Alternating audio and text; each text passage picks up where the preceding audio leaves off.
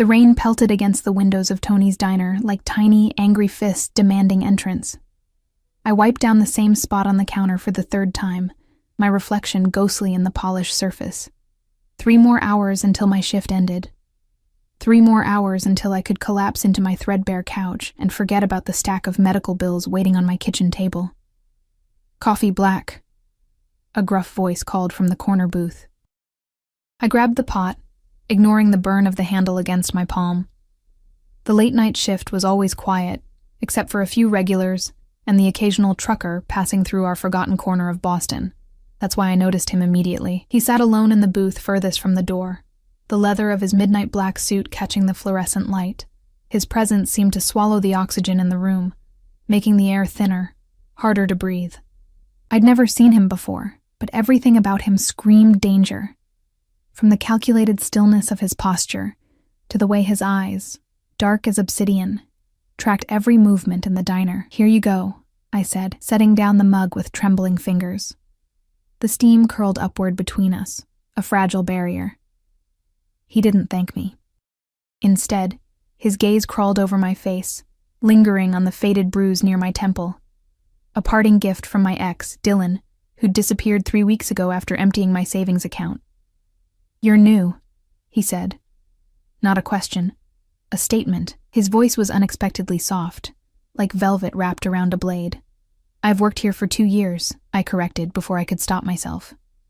Something flashed in his eyes, amusement, perhaps, or irritation at being contradicted.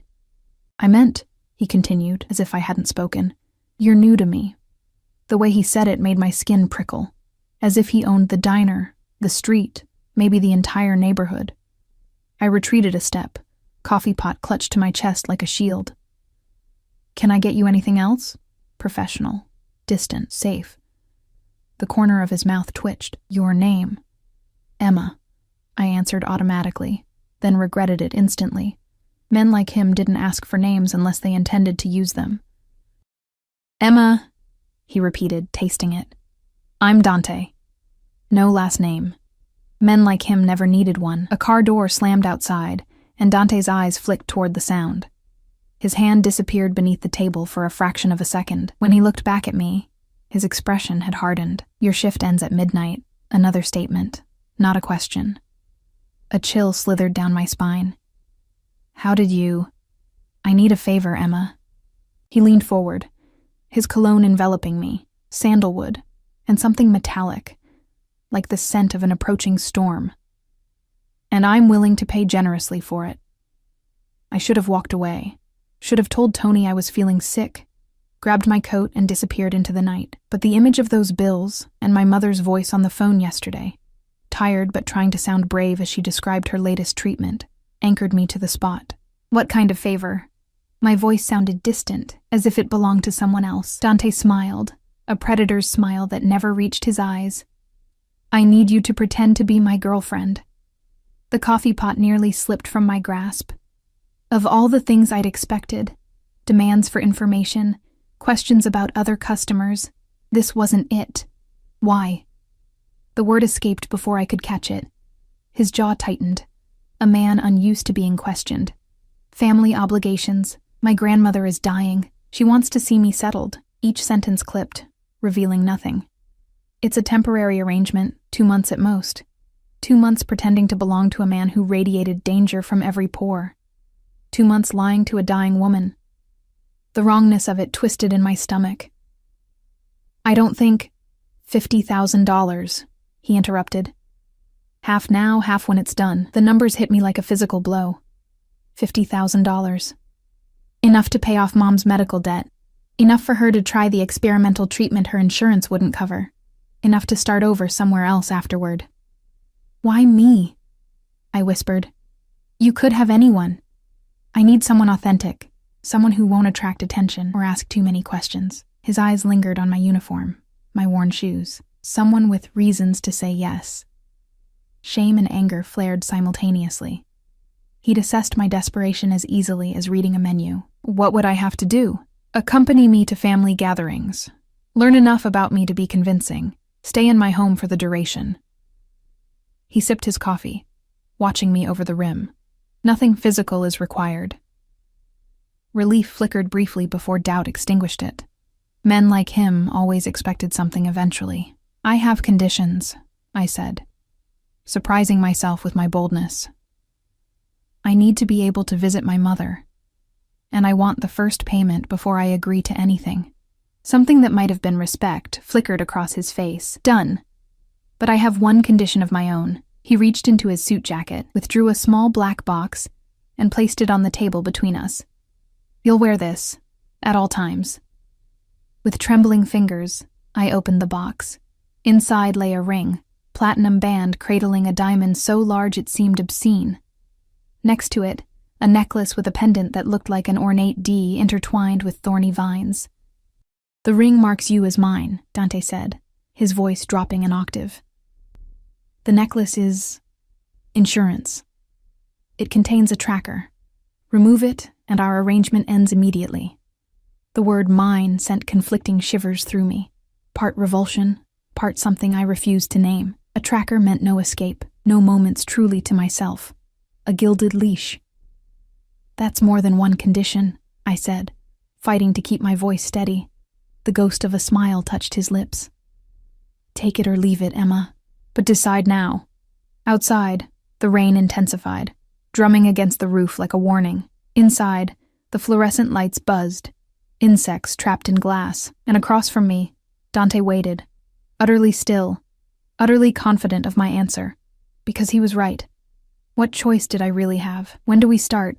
I asked, closing the jewelry box with a soft click that somehow sounded like a cell door locking.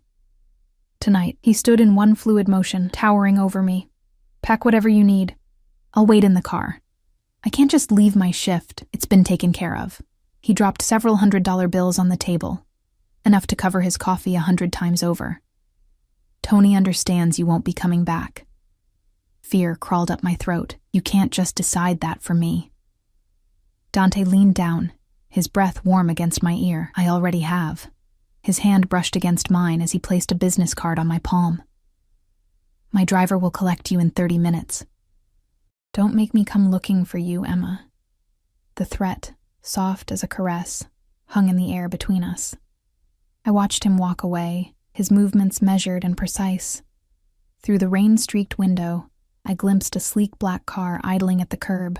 Another man, broad-shouldered and expressionless, holding an umbrella over Dante as he slid into the back seat.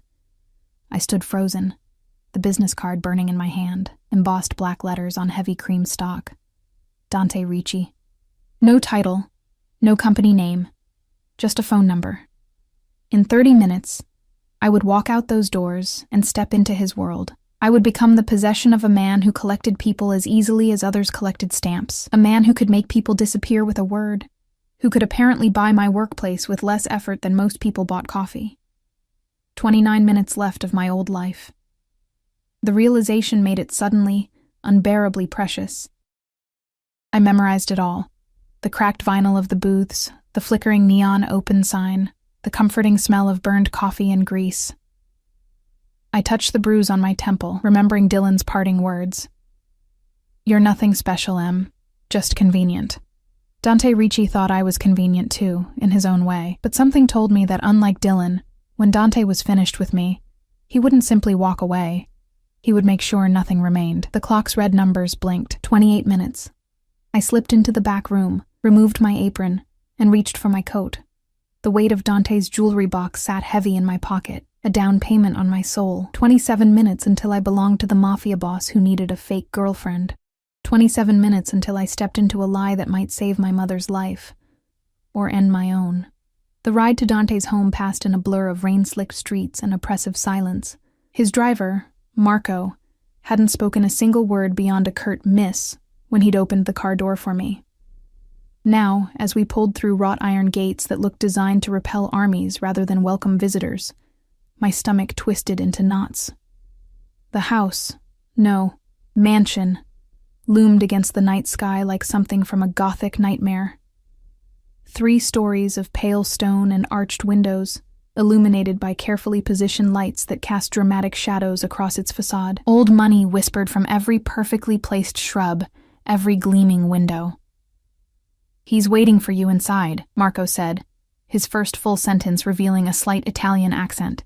"Don't keep him waiting." The marble steps felt slippery beneath my worn sneakers. I clutched my pathetic duffel bag, stuffed with the meager belongings I'd managed to grab from my apartment, like it might somehow shield me from whatever waited inside. The massive front door opened before I could knock.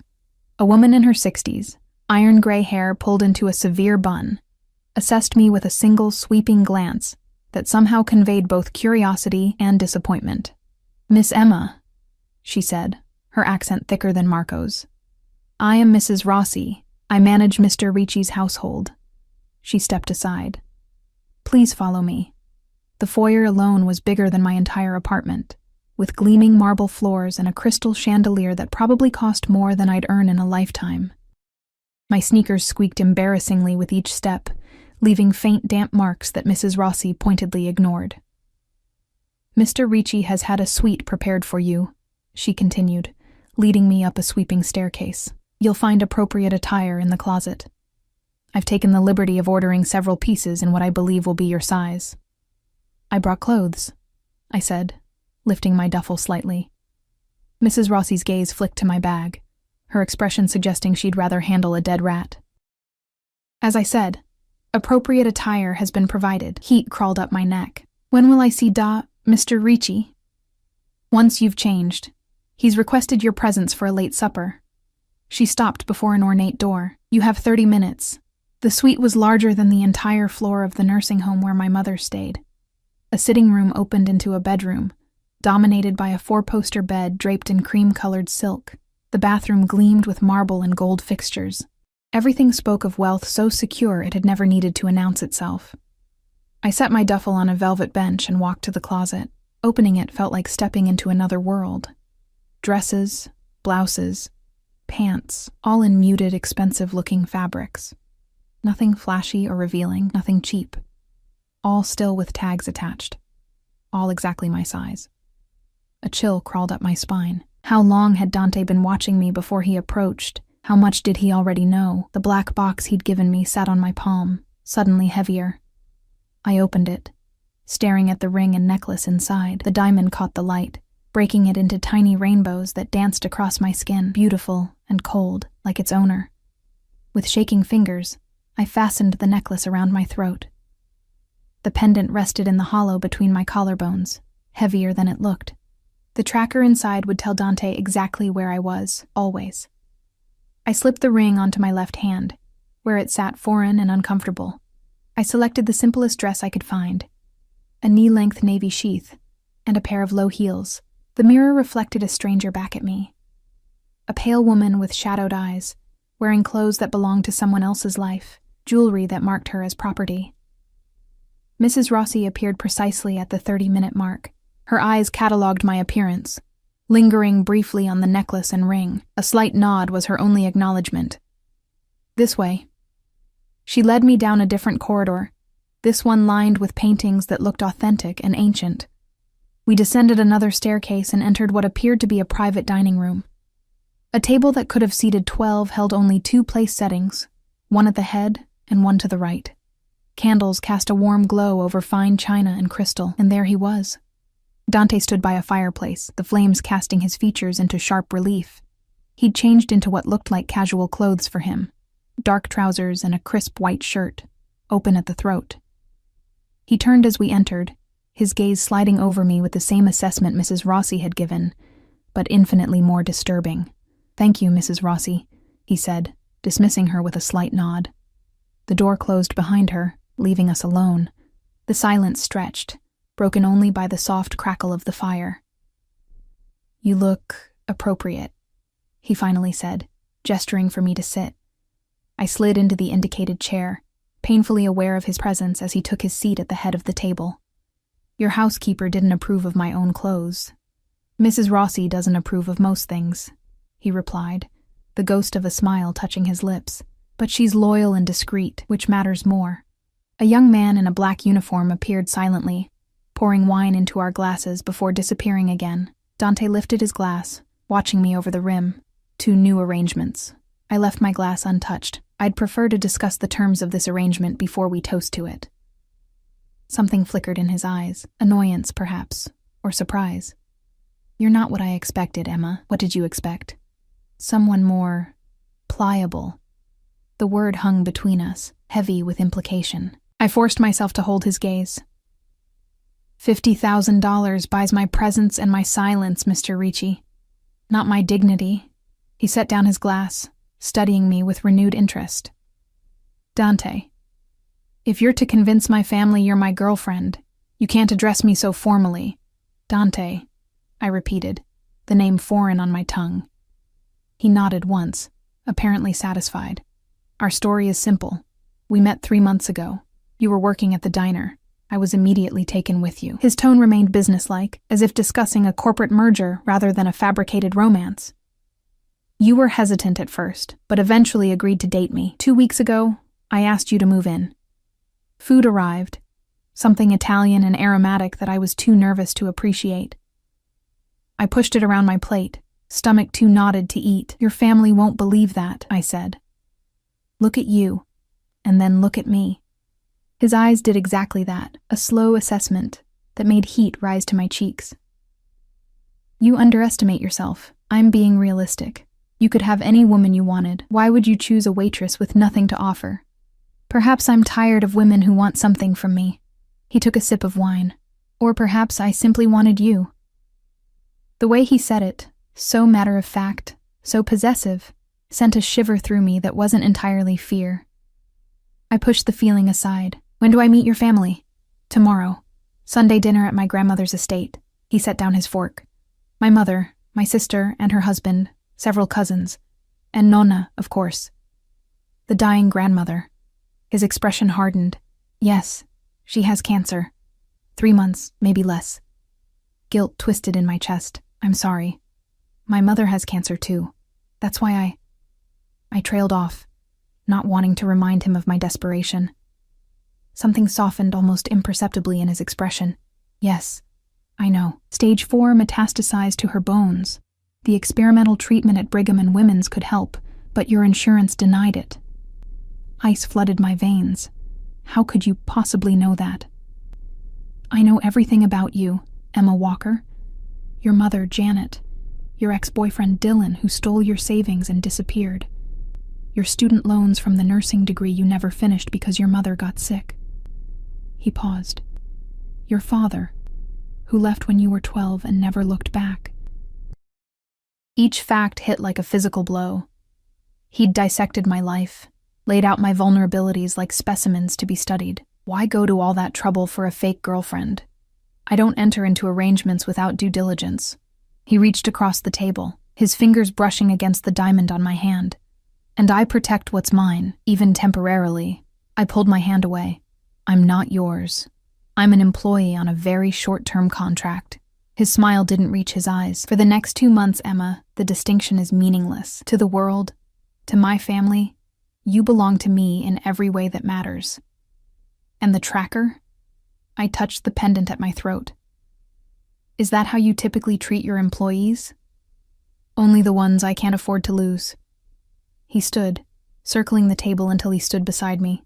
"The first payment has already been transferred to your account, $25,000. I've also arranged for your mother to begin the experimental treatment next week." Relief warred with resentment. "I could have arranged that myself with the money. This way, there's no delay." He offered his hand. "Come, there's something else you need to see." Against my better judgment, I placed my hand in his. His fingers closed around mine, warm and startlingly gentle. He led me through the house, up the main staircase, and down another corridor, stopping before a door at the end of the hall. "My rooms," he said, opening the door. Alarm shot through me. "I thought you said nothing physical." And I meant it. Something like offense flickered across his features. "But if you're my girlfriend, you would naturally spend time in my rooms." He guided me inside, his hand resting lightly at the small of my back. His suite made mine look modest by comparison. Dark woods, rich leathers, and deep greens dominated the space. A massive desk occupied one corner, its surface meticulously organized. One wall was entirely bookshelves, filled with leather-bound volumes in several languages. The staff know not to enter without permission, he continued, walking to another door, which makes this the most private place in the house. He opened the door to reveal a closet larger than my bedroom at home. But what caught my attention wasn't the rows of immaculate suits or the collection of watches in a glass-fronted cabinet. It was the far wall, covered in photographs, documents, and notes connected by red string, like something from a detective movie. At the center was a photo of a man in his 50s, expression hard, eyes cold. "Viktor Sokolov," Dante said, voice flat. "The man who murdered my father." I stepped closer, drawn despite myself. Surrounding Sokolov's photo were images of buildings, other men, newspaper clippings, and off to one side, a photo that made my blood freeze, Dylan, my ex, smiling alongside a younger Sokolov. "What is this?" I whispered, unable to tear my eyes away. "The reason you're really here." Dante's voice had changed, all pretense of civility stripped away. "Your ex-boyfriend didn't just steal your savings, Emma. He stole something from me, something very valuable, and then he disappeared under Sokolov's protection." I turned to face him, finding him closer than I expected. His expression unreadable. "I don't understand. What does this have to do with me? Sokolov has been watching me, waiting for a weakness to exploit. He'll have noticed my sudden interest in you." His fingers brushed against my cheek, feather-light. "When he does, Dylan will investigate. And when he discovers I've taken something he once possessed," understanding dawned, cold and terrible. "You're using me as bait.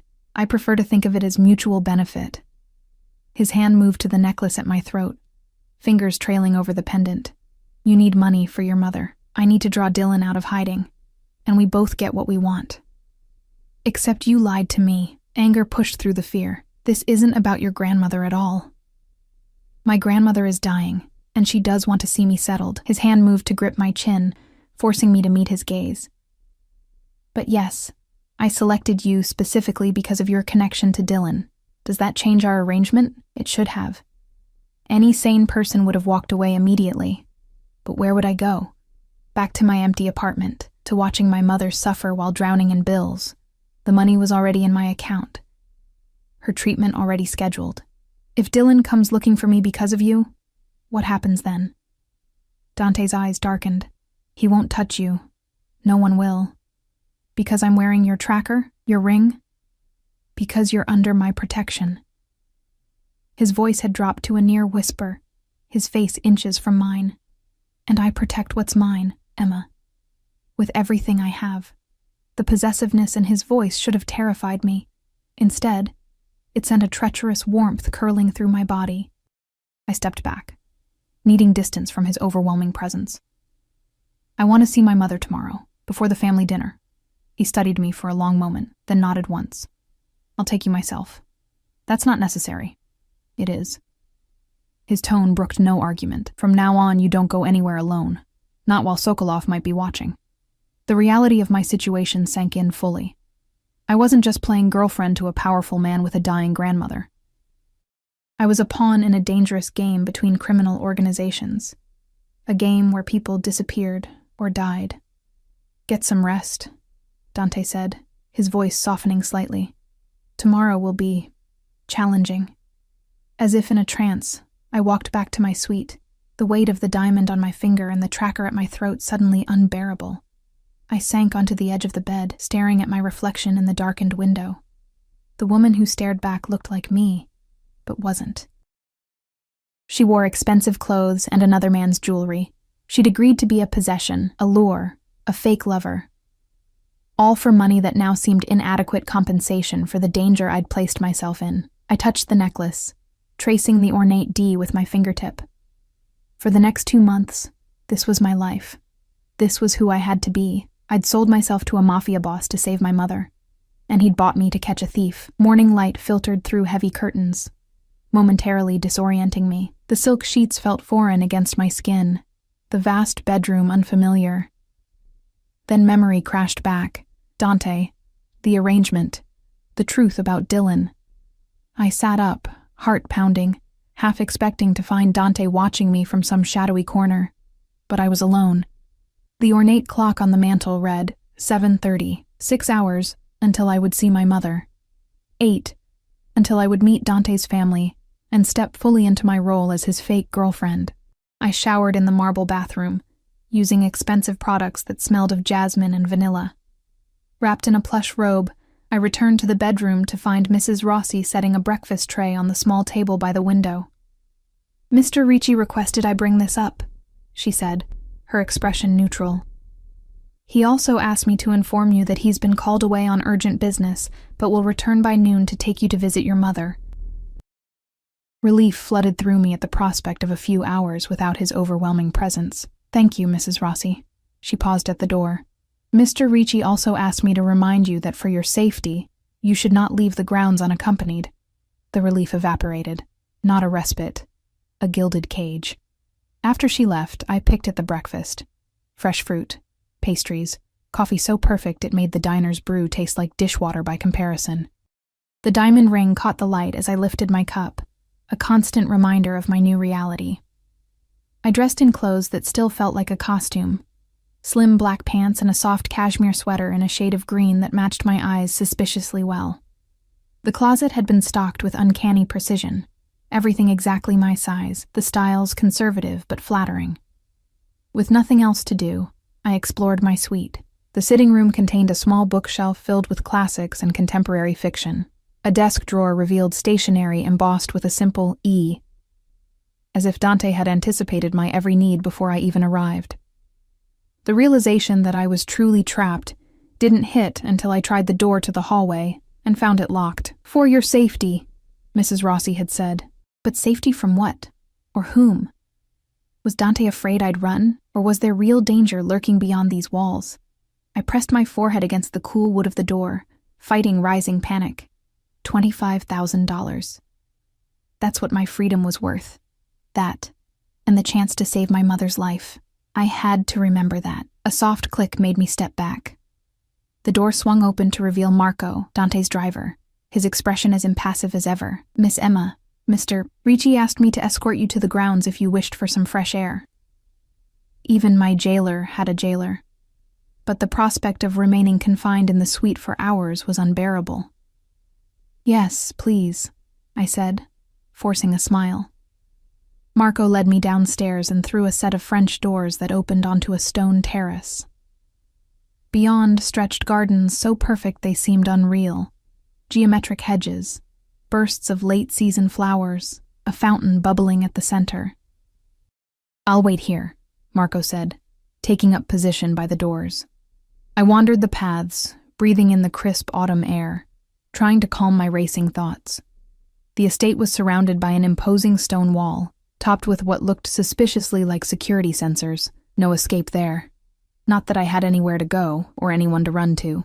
Dylan's face flashed in my mind, now tinged with newfound knowledge. How much had been a lie? Had he targeted me specifically because of Dante? The thought made me physically ill. I'd met Dylan at a coffee shop near the hospital where my mother was receiving treatment. He'd seemed so normal, so safe. A business analyst with a steady job and a charming smile. For 6 months he'd been attentive, kind, a shoulder to lean on during the worst of Mom's treatments.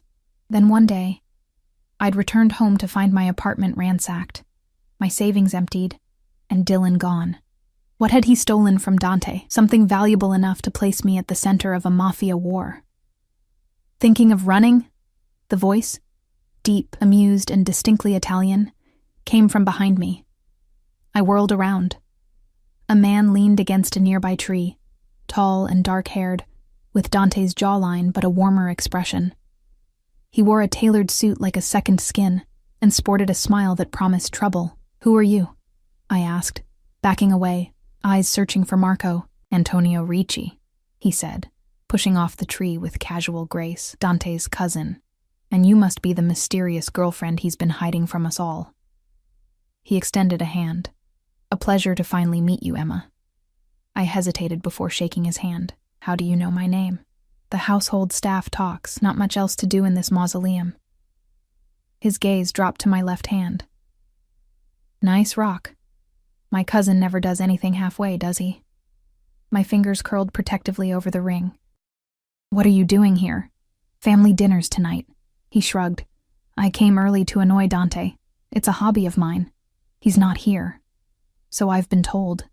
Antonio stepped closer, studying me with undisguised curiosity.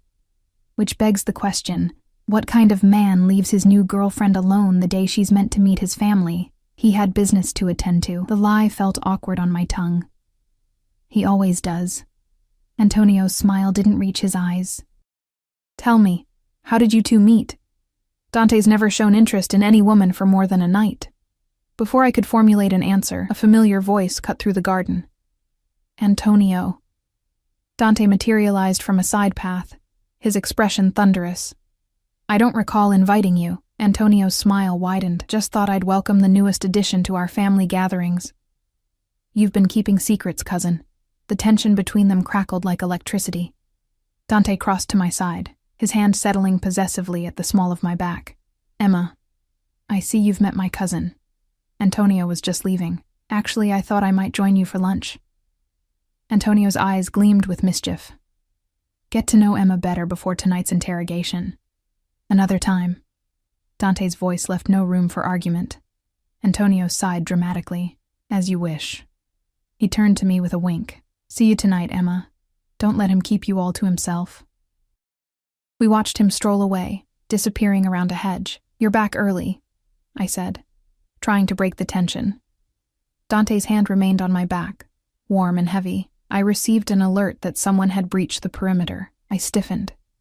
An alert from what? His fingers brushed against the pendant at my throat.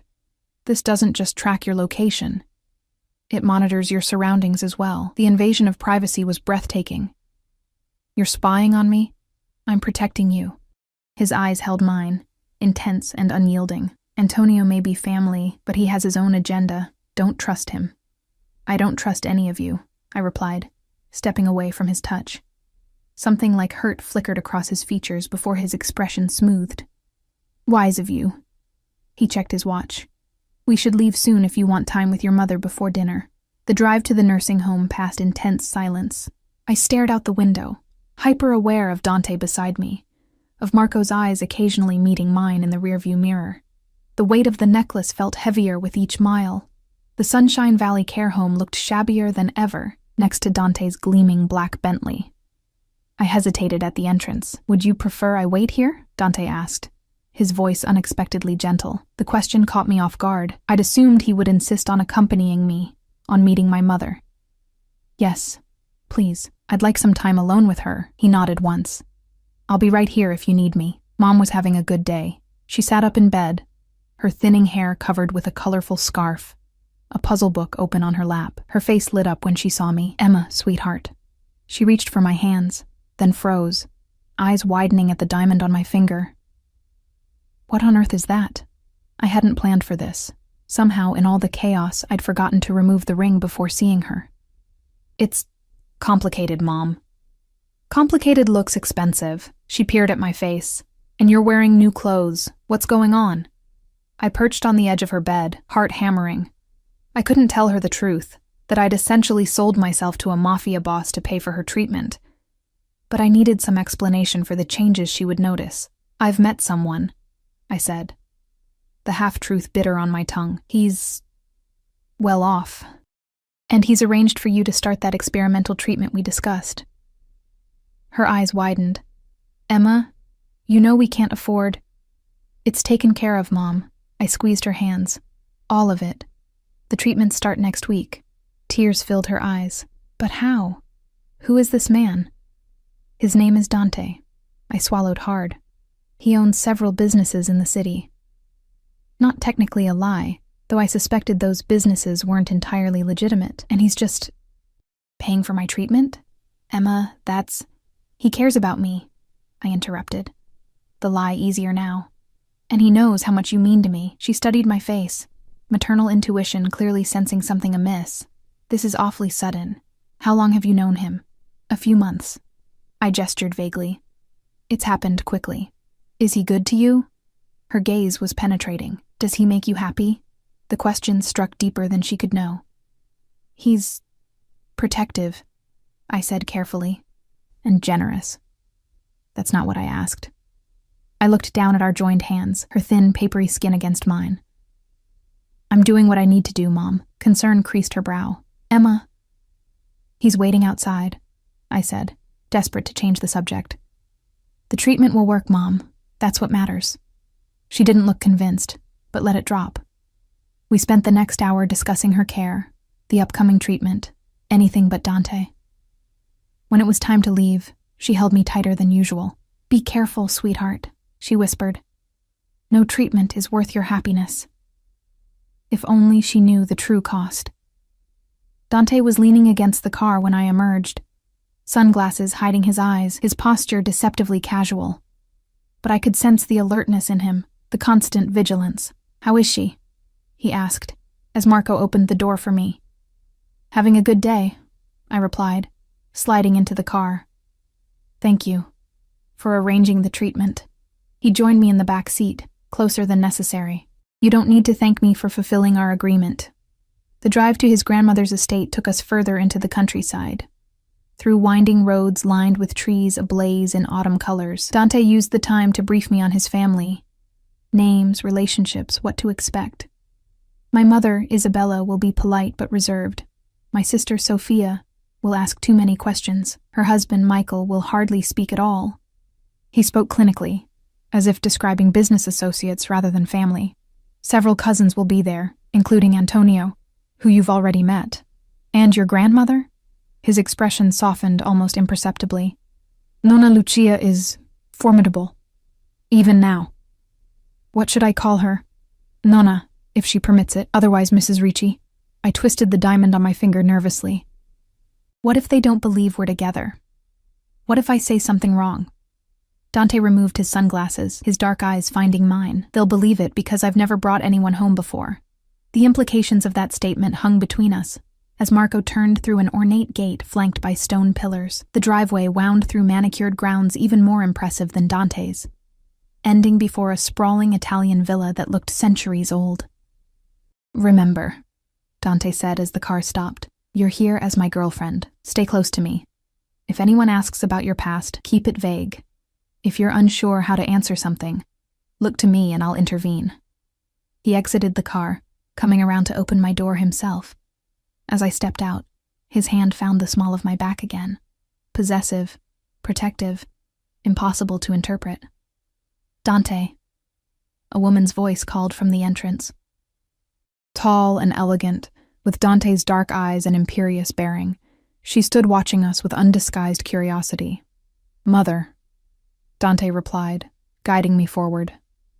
This is Emma Walker. Emma, my mother, Isabella Ricci. I extended my hand, stomach churning with nerves. It's a pleasure to meet you, Mrs. Ricci. Her handshake was cool and brief. Welcome to our home, Emma. Dante has told us remarkably little about you. Mother, Dante warned. Isabella's smile didn't reach her eyes. Everyone is eager to meet the woman who has finally captured my son's attention. As we followed her into a magnificent entryway with soaring ceilings and marble floors, Dante leaned close, his lips brushing my ear. Remember, he murmured, for the next few hours, you're mine. The possessiveness in his voice sent an unexpected shiver down my spine. For better or worse, I was stepping into the lion's den, a world of wealth, power, and dangerous secrets, and my only protection was the man who had put me there in the first place. I straightened my shoulders and fixed a smile on my face. I could do this. For my mother. For the money. For myself. Even if it meant belonging, however temporarily, to Dante Ricci. The Ricci family parlor reminded me of a museum, priceless artworks adorning walls, antique furniture arranged in elegant groupings, crystal decanters glinting in the afternoon light. The room fell silent as Dante and I entered, all eyes turning toward us with undisguised curiosity. I recognized Antonio immediately, lounging on a chaise with a glass of amber liquid. He raised it in mock salute, eyes dancing with mischief. Beside him sat a woman who could only be Dante's sister, Sophia, his feminine counterpart with the same striking features softened into beauty. Her husband, Michael, stood near the fireplace, his expression carefully neutral, and in the center of the room, commanding attention from a high-backed chair that resembled a throne, sat Nonna Lucia. Despite her frail appearance, thin shoulders draped in an expensive cashmere shawl, silver hair arranged in an elegant chignon, her eyes burned with intelligence and authority. Those eyes, so like Dante's, assessed me with laser precision. "So," she said, her voice surprisingly strong, "this is the girl who has bewitched my grandson." Dante's hand tightened on my waist. "Nonna, this is Emma Walker. Emma, my grandmother, Lucia Ricci." I stepped forward, willing my voice not to shake. "It's an honor to meet you, Mrs. Ricci." "Nonna," she corrected, extending a hand adorned with rings that probably cost more than my lifetime earnings. "If you are important to Dante, you are family." I took her hand, surprised by the strength of her grip. Up close, I could see the evidence of her illness, the slight hollowing of her cheeks, the papery quality of her skin. Yet power radiated from her like heat from a flame. "Come, sit by me," she commanded, patting the space beside her. "I want to know everything about the woman who accomplished what dozens before her could not." Dante released me reluctantly. "Don't interrogate her, Nonna." "Hush, boy." Lucia waved him off. "Go pour your Emma some wine. She looks like she needs it." As Dante moved toward the decanters, I perched on the edge of the settee beside his grandmother, acutely aware of everyone watching us. "Now," Lucia said, her voice lowered for my ears alone, "tell me how you met my stubborn grandson." I recited the story Dante and I had rehearsed. "At the diner where I work, he came in late one night and noticed me." "Noticed you?" Lucia's eyebrow arched. "My Dante doesn't merely notice women. He either ignores them or acquires them." "Which was it with you, I wonder?" The bluntness of the question caught me off guard. Before I could formulate a response, Sophia spoke from across the room. "What Nonna means to say," she interjected with a smile that didn't quite mask her skepticism, "is that my brother isn't known for serious relationships. Or any relationships," Antonio added, earning a glare from Dante as he returned with my wine. I accepted the glass gratefully, taking a sip to steady myself. I was surprised by his interest, too. "Yet here you are," Isabella observed from her position by the fireplace, "wearing his ring after just 3 months." I touched the diamond self-consciously. "Sometimes you just know. And what exactly do you know about my son?" Isabella's question carried a challenge. Dante moved to stand behind me, his presence both reassuring and intimidating. "Mother—" "It's all right," I interrupted, finding courage in the role I needed to play. "I know he's private and intense. I know he works too much and trusts too little." I looked up at him, our eyes meeting. "I know he can be overwhelming and demanding and impossible."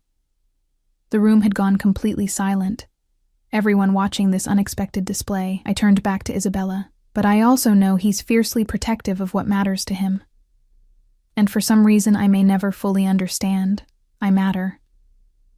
The words felt shockingly genuine leaving my lips. Dante's hand found my shoulder, squeezing gently. Nonna Lucia's weathered face broke into a delighted smile.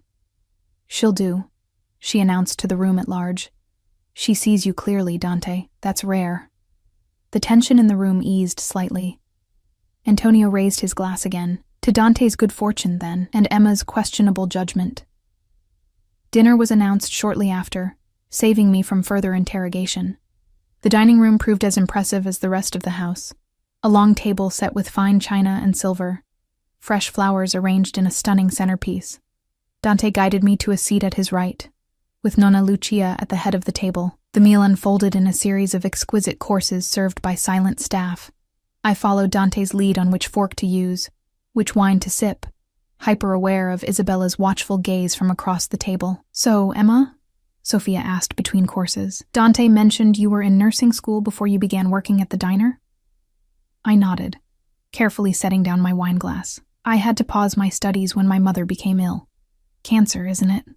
Isabella's question sounded casual, but something in her tone suggested she already knew the answer. "Yes. Stage 4. How fortunate that she now has access to experimental treatment," Isabella continued. "Such programs are difficult to get into." My eyes met Dante's briefly. How much did his family know about our arrangement? Yes, I agreed cautiously. We've been very fortunate. Dante has always been generous. Nonna Lucia interjected, her shrewd eyes missing nothing, especially with those he cares about. The conversation shifted to family matters. Business interests I suspected were not entirely legitimate. Property acquisitions, an upcoming charity gala. I ate little, too nervous to enjoy the food, focusing instead on appearing comfortable in this world of casual wealth and power. Throughout the meal, I became increasingly aware of Dante's protective gestures. His hand occasionally resting on mine, the way he subtly steered conversations away from topics that might put me in a difficult position. His body angled toward mine as if to shield me from his family's scrutiny. Was it all part of the performance, or something more? As dessert was served, a delicate panna cotta with fresh berries, Nonna Lucia tapped her water glass for attention. Before we conclude our meal, I wish to make an announcement. Her eyes found mine, a smile playing at the corners of her mouth. I am hosting a gala next month to benefit the Children's Hospital, as my health permits, of course. Dante, I expect you to attend, with Emma as your date. I froze, the implications clear. Our arrangement was supposed to last 2 months at most. If Nonna Lucia was planning an event a month away, of course, Nonna, Dante replied smoothly, his hand finding mine beneath the table. We wouldn't miss it. Excellent. She turned her attention to Antonio. And you will bring a proper date this time, not one of those models who can't string 2 words together. Antonio clutched his heart in mock offense. You wound me, Nonna. My taste in women is impeccable. Your taste in women is deplorable, Lucia corrected. Take notes from your cousin. He's finally chosen wisely. After dinner, the family dispersed throughout the house. Dante was drawn into what appeared to be a serious conversation with his mother and Michael in the library. I found myself momentarily alone, grateful for the respite from pretending. I wandered into a small, book-lined room off the main hall. Family photographs lined the shelves, Dante and Sofia as children, a younger Nonna Lucia standing beside a stern-looking man I assumed was Dante's grandfather, wedding photos from various generations. Quite the family album, isn't it? Antonio's voice came from the doorway. I turned, instinctively reaching for the pendant at my throat. Your family has a long history, and many secrets. He entered the room, closing the door partway behind him. Tell me, Emma, how much has my cousin shared with you about our business interests? I took a step back. Enough. I doubt that. Antonio moved to the photographs, picking up one of a young Dante in a graduation gown. Did he tell you about Dylan Foster? My breath caught. What about him? Antonio's eyes gleamed. So he did tell you something interesting. I don't know what you're talking about. No? He set the photograph down and moved closer. It's just curious timing. Dylan Foster disappears with something valuable belonging to our organization. 3 months later, Dante presents a girlfriend to the family, one who happens to be Foster's ex. Ice slid down my spine. That's coincidence. The Ricci family doesn't believe in coincidences. Antonio's smile had vanished, his expression now matching Dante's intensity. What game is my cousin playing with you, Emma? Before I could respond, the door opened fully. Dante stood there, his face a carefully controlled mask of fury. Antonio. His voice was deadly quiet, a word. Antonio straightened, all trace of menace vanishing behind a careless smile. Just getting to know Emma better. Family bonding, you understand. Outside. Now. Dante's tone left no room for argument. After Antonio slipped past him, Dante entered the room, closing the door behind him. What did he say to you? He knows, I whispered, fear clawing at my throat. About Dylan, about me. He knows this isn't real. Dante crossed to me in 2 strides, his hands gripping my upper arms. Tell me exactly what he said. I repeated Antonio's words, watching Dante's expression darken with each one. When I finished, he released me, pacing the small space like a caged animal. I should have anticipated this, he muttered. Antonio has always been too clever for his own good. Is he dangerous? I asked, the reality of my situation crashing down anew. Dante stopped pacing, his eyes finding mine. Everyone in my family is dangerous, Emma, including me. The admission hung between us, stark and honest. Do you want to end this? he asked, his voice suddenly uncertain. I can find another way to draw Dylan out. You could take the money we've agreed upon and disappear. The offer was tempting, escape from this web of lies and danger. But something held me back, and my mother's treatment would continue as arranged. I stared at him, searching for the catch. Why would you do that? Because I've placed you in danger, he replied simply. That was never my intention. For a moment, I glimpsed something beyond the controlled facade. Regret, perhaps. Or something deeper. But before I could identify it, his expression shuddered once more. I need to deal with Antonio, he said. Stay here. I'll return shortly. After he left, I sank into a leather armchair, mind racing. If I walked away now, I could take the money, ensure my mother's treatment, and leave this dangerous game behind. But where would I go? What would I do? And if Antonio had figured out the connection to Dylan, how long before others did too? The door opened again, but instead of Dante, Nonna Lucia entered, leaning on an ornate cane. May I join you? She asked, though it wasn't really a question. I stood immediately. Of course. She waved me back to my seat, lowering herself carefully into the chair opposite. My grandson is quite taken with you, she said without preamble. I care for him too, I managed, the lie bitter on my tongue. Do you? Her eyes, sharp despite her illness, pinned me in place. Or is there another arrangement between you? My heart stuttered. I don't know what you mean, child. I have been the matriarch of this family for 30 years. Do you think I cannot recognize when someone is playing a role? She leaned forward slightly. The question is, does Dante know you're acting? Or is he the one who wrote your script? I remained silent, trapped between truth and fiction. Lucia sighed, settling back in her chair. My grandson has never brought a woman to Sunday dinner, not once in his 29 years. Do you know why? I shook my head. Because Dante does not trust easily. Not since his father was murdered before his eyes when he was 12 years old. She spoke matter-of-factly, but I could see the old pain etched in her face. Whatever your arrangement with him, understand this. If he has brought you here, revealed you to his family, placed his ring on your finger, it is not merely business. The implications of her words settled over me like a weighted blanket. We barely know each other, I protested weakly. Sometimes recognition happens in an instant. Her gnarled fingers touched a locket at her throat. I knew my Giuseppe was mine the moment I saw him. 62 years together, and I never doubted that first recognition. Before I could respond, the door opened again, revealing Dante. His eyes moved between his grandmother and me, wariness evident in his stance. It's time we left, Nonna, he said. Emma has had a long day. Lucia nodded, allowing him to help her to her feet. Think about what I said, dear, she murmured to me, patting my hand. Sometimes the roles we play reveal more truth than we intend. The ride back to Dante's estate passed in silence. Antonio's accusations and Nonna Lucia's insights swirled in my mind, leaving me confused and uncertain. The dynamic with Dante had shifted somehow, the business-like arrangement becoming something more complex, more dangerous. As we pulled through the gates of his property, Dante finally spoke.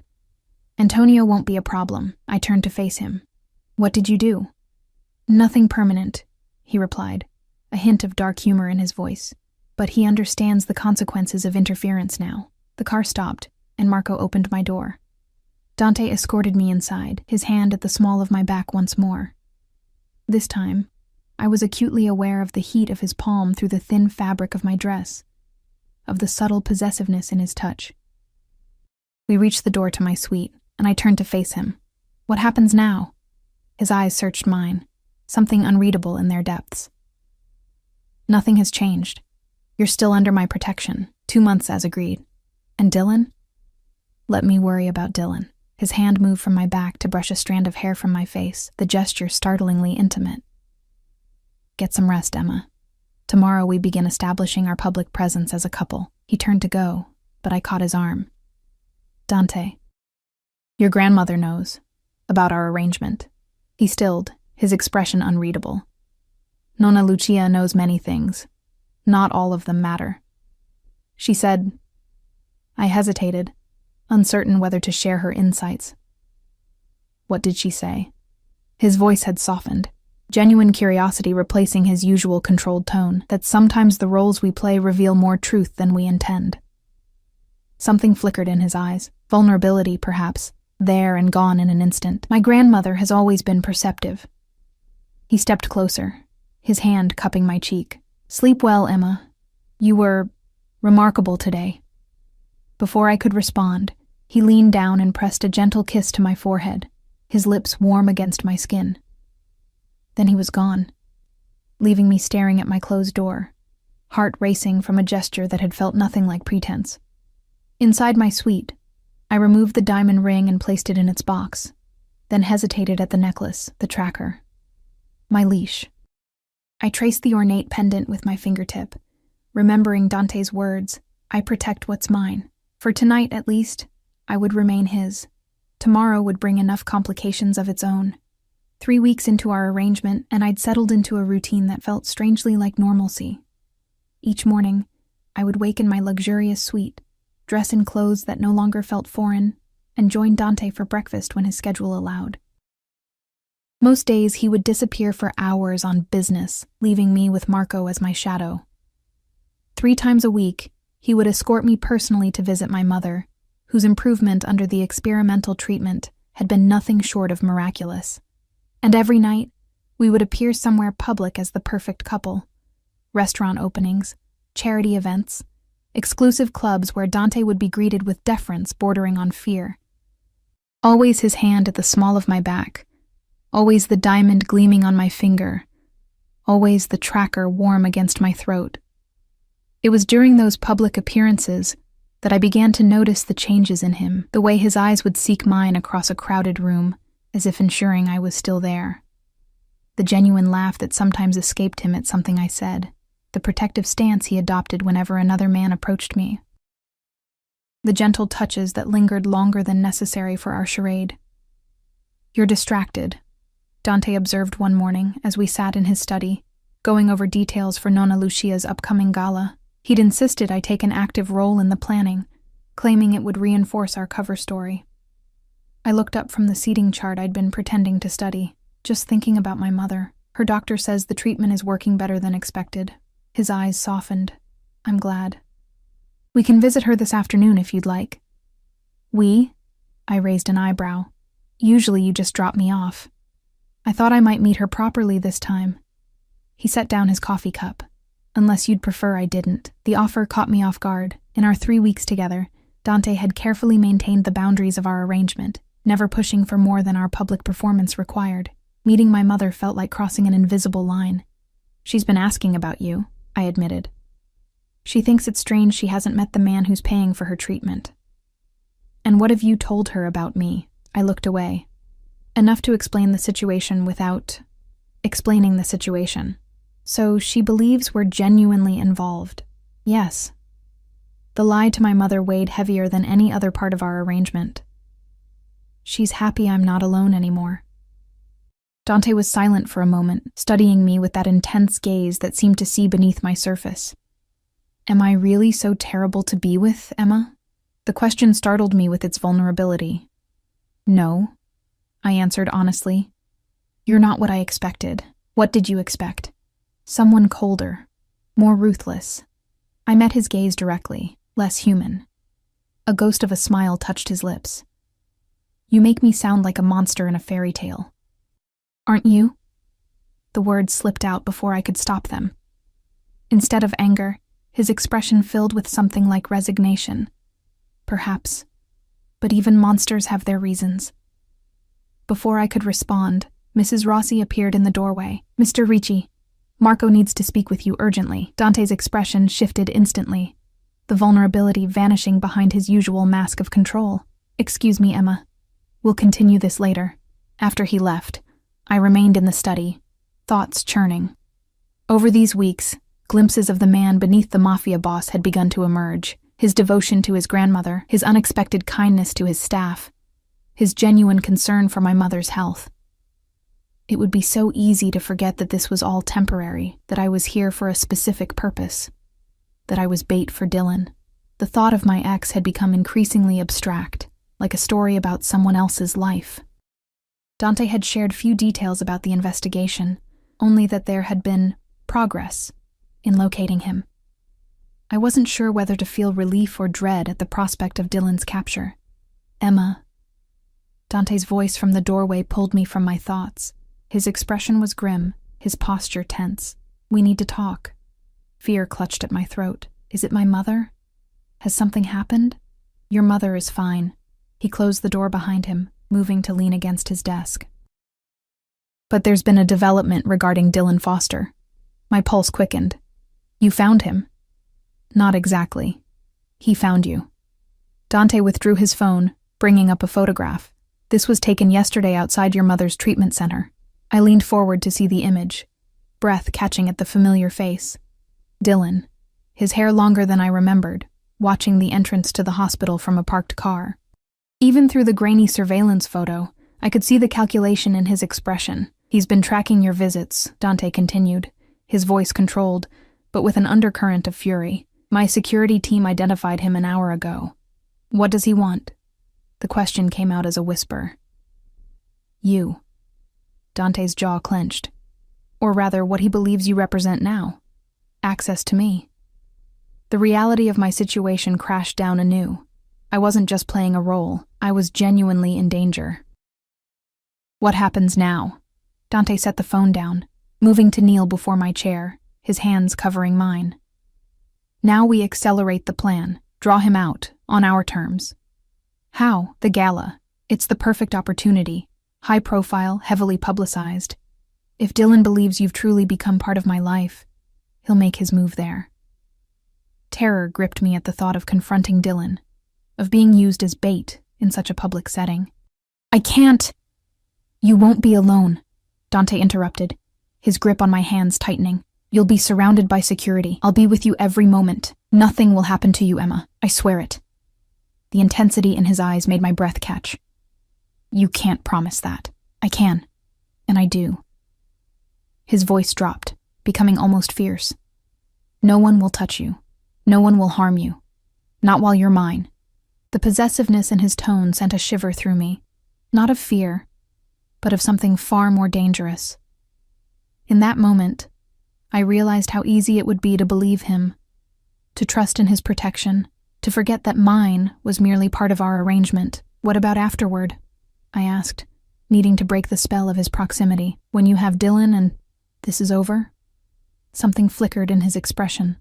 Regret, perhaps, or something deeper. Let's focus on getting through the gala first. He stood abruptly, creating distance between us. We'll still visit your mother today, but with increased security. And from now on, you don't go anywhere without me, not even within the house. The implications were clear. My already limited freedom would be further restricted.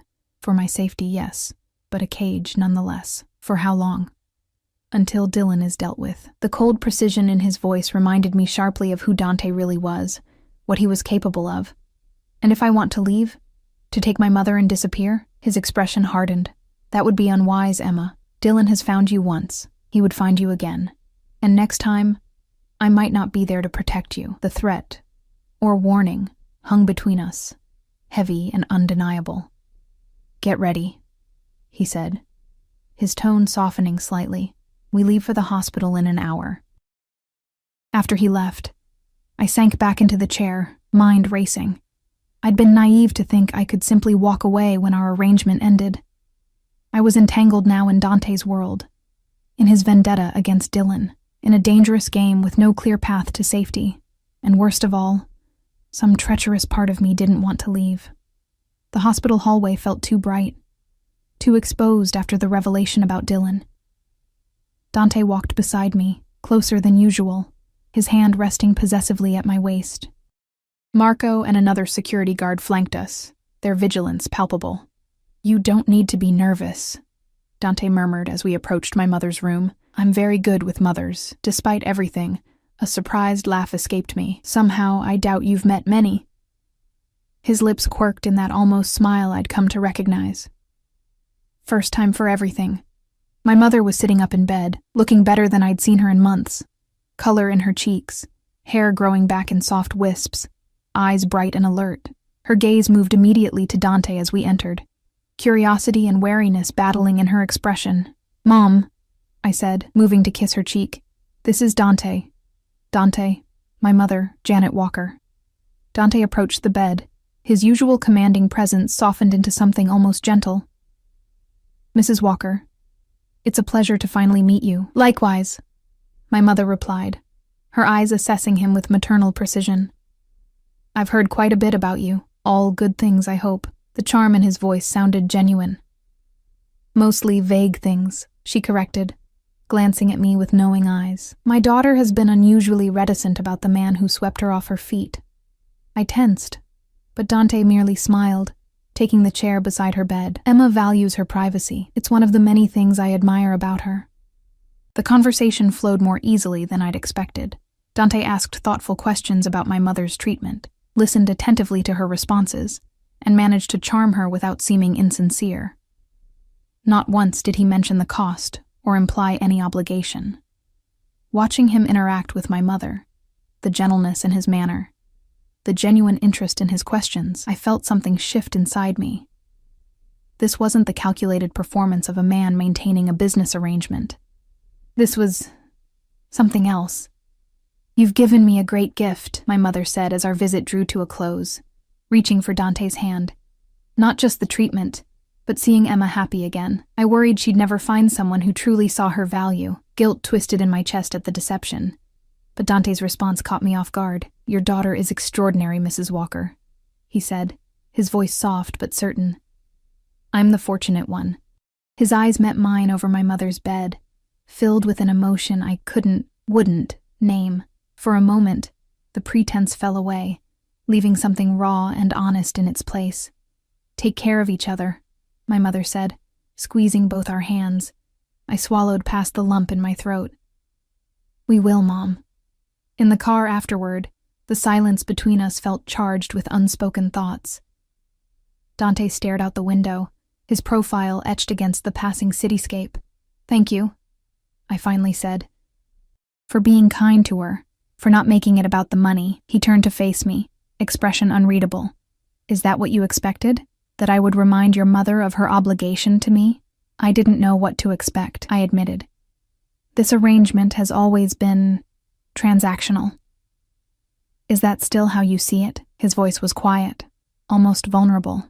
Before I could answer, Marco's voice came from the front seat. "Sir, we have a situation at the house." Mrs. Rossi called. "Someone attempted to breach the perimeter."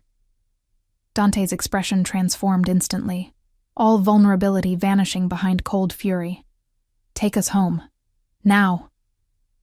The rest of the drive passed in tense silence, Dante on the phone speaking in rapid Italian, his tone leaving no doubt as to the consequences awaiting whoever had dared approach his property. When we arrived, the house was swarming with security personnel. Mrs. Rossi met us at the door, her usual composure slightly shaken. "What happened?" Dante demanded. "A delivery van approached the gate," she explained. "When security questioned the driver, he claimed to have a package for Miss Emma. When asked for identification, he fled." Dante's hand found the small of my back, guiding me inside with more urgency than usual. "Description?" "Young, dark-haired, wearing a cap and sunglasses." "Dylan," I whispered, the name like ash on my tongue. Dante's expression hardened. He's getting bolder, or more desperate. In the safety of Dante's study, with the door locked and security posted outside, he paced like a caged predator. "The gala is in 3 days. Until then, you don't leave this house. Not for any reason." "What about my mother?" "I'll arrange for daily video calls," he interrupted, "but no physical visits. It's too dangerous." Fear and frustration warred within me. "So I'm a prisoner now?" Dante stopped pacing, his eyes finding mine. "You're under my protection, Emma. There's a difference." "Is there?" I challenged, anger pushing past fear. "I have no freedom, no choices. I'm monitored every moment." I touched the pendant at my throat. "How is that not imprisonment?" He moved toward me, stopping just inches away. "A prison is designed to keep someone in. Everything I've done is to keep others out, to keep you safe. Because I'm valuable to your plan," I said bitterly. Because you're valuable to me. The words exploded from him, his control finally fracturing. He stepped closer, his hands coming up to frame my face. Do you think this is still just about Dylan? About what he stole? My heart hammered against my ribs, his proximity overwhelming. Isn't it? It was, he admitted, voice dropping to a near whisper. At first. But now. The rest of his thought hung unspoken between us, but his eyes, usually so guarded, revealed everything. Desire, possessiveness, and something dangerously close to tenderness. I should have pulled away, should have reminded him, and myself, of the temporary nature of our arrangement. Instead, I found myself leaning into his touch, drawn to the warmth of his hands against my skin. Dante, I whispered, his name both question and answer. He closed the remaining distance between us, his lips finding mine in a kiss that started gentle but quickly blazed into something more demanding. His arms encircled me, pulling me against the solid heat of his body, one hand tangling in my hair while the other pressed possessively against my lower back. I kissed him back with equal fervor, weeks of tension and denied attraction culminating in this moment. His cologne surrounded me, that familiar scent of sandalwood and approaching storm, as his mouth claimed mine with increasing urgency. When we finally broke apart, both breathing heavily, he rested his forehead against mine. This complicates things, he murmured, a note of wry humor in his voice. Everything about you is complicated, I replied, finding unexpected laughter bubbling up despite our situation. His thumb traced my lower lip, his eyes darkening. We should talk about what this means. Later, I agreed, knowing we needed to address the shift between us, the implications for our arrangement. After the gala. After Dylan. He nodded, reluctantly creating space between us. After Dylan, he echoed, a promise in the words. The next 3 days passed in a blur of preparation and heightened security. True to his word, Dante never left my side, even sleeping on the couch in my sitting room, rather than returning to his own suite. Our kiss had changed something fundamental between us, transforming pretense into something genuine and fragile. We didn't discuss it. By unspoken agreement, that conversation would wait until after the immediate danger had passed. But the way he looked at me, touched me, protected me, those spoke volumes. The night of the gala arrived with a flurry of activity. My dress, a midnight blue gown that flowed like water, had been specially selected by Dante himself. As I stood before the mirror, fastening his necklace at my throat and sliding his ring onto my finger, I barely recognized the woman staring back at me. She looked confident, elegant, worthy of standing beside a man like Dante Ricci, no longer just playing a role, but inhabiting it.